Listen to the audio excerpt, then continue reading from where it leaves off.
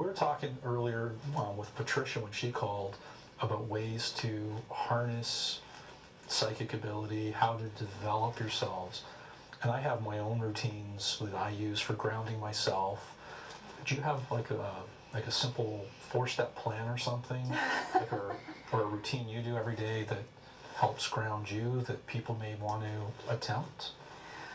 It's different for everybody, and I keep going back to that personal permission. Whatever feels right for you, please try that. I don't think that there's anything wrong with experimenting, reading in books. Certainly, I can give you a demonstration in a moment about some things to try, but it needs to resonate with you. If you don't feel that it's worthy, or that it makes sense, or that it's somehow in alignment with your belief system, then that's not for you. Try something else. There are plenty of ways to develop. Meditation is the biggest thing because it shifts your body energies, mind, body, and spirit into alignment, and you become more receptive. So meditation, and I say, don't just think of meditation as having to be like the yogi sitting in the lotus position up on top of the mountain for hours on end. You can do it for 5 minutes, you can do it for half an hour, whatever you feel is appropriate for you. I prefer to do it multiple times throughout the day, as soon as I wake up, as I'm doing the dishes, as I'm riding the bus, again before bed, and just keep that up. It's no different than posture. We keep reminding ourselves to sit up straight. As far as receiving, I think as the more you meditate, that will come in.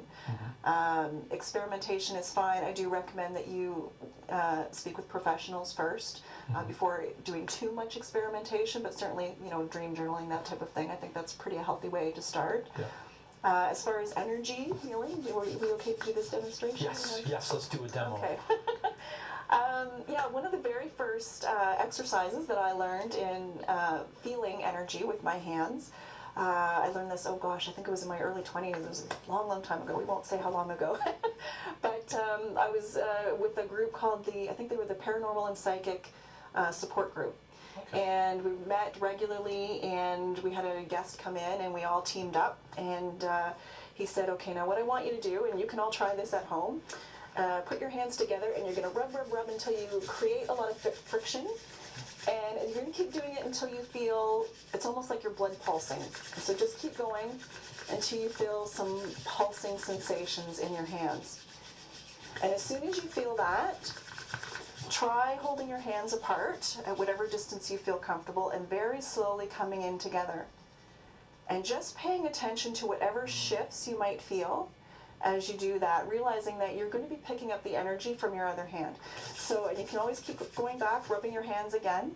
I hear rubbing coming from behind one of the cameras. That's great. Right into this, and the idea being that as you get closer to an auric energy, and I believe actually that we can, auras can be at a great distance, but there are different levels. And I didn't realize this. I was quite surprised that when I was first trying it, there was a woman sitting on a chair in front of me, and I had never heard of any of this stuff, that I was perceiving levels as I was getting closer and closer to her. And it wasn't until later that I found out that yes, we do have different densities of energies. As they progressively get further away, they're going to become less dense.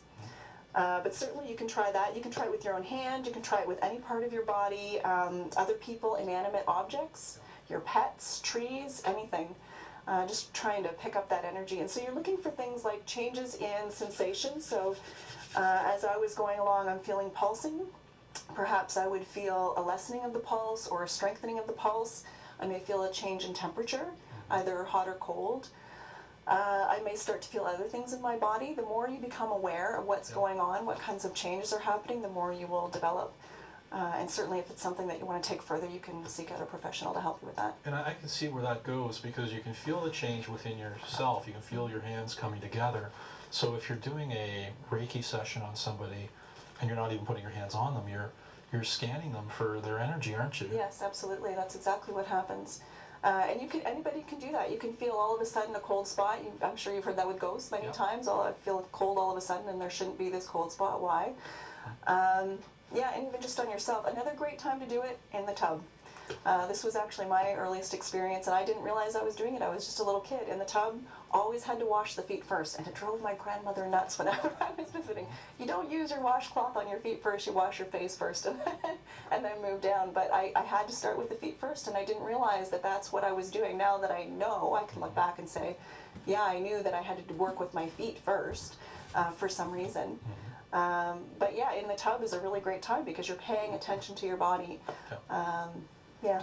Fantastic. Well, listen, if anybody wishes to get in touch with Heather, her information is on the screen. It's your blog information. They can contact you through that. Yes.